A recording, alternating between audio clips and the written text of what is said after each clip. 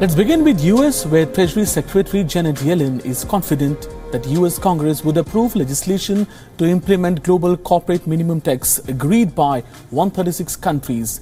Yellen said actions to bring US into compliance with global minimum tax would likely be included in the so-called reconciliation budget that will be containing President Biden's proposed spending initiatives.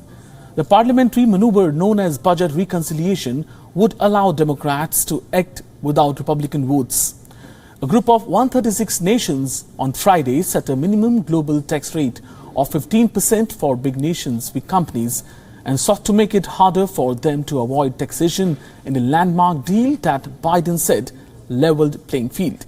Treasury officials and tax experts have said global minimum tax would not require a treaty to implement and could be achieved in the reconciliation bill because it is a voluntary agreement among countries to individually impose a minimum tax on overseas earnings of corporations.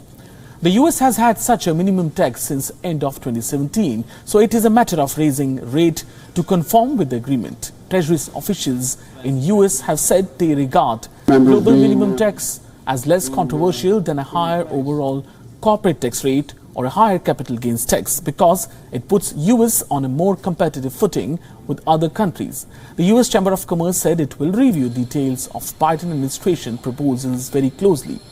Yellen did not address how to implement another part of deal that aims to revamp taxation for large tech firms and other highly profitable MNCs. Now, under US Constitution, Senate must ratify any treaty with a 2/3 majority or 67 votes.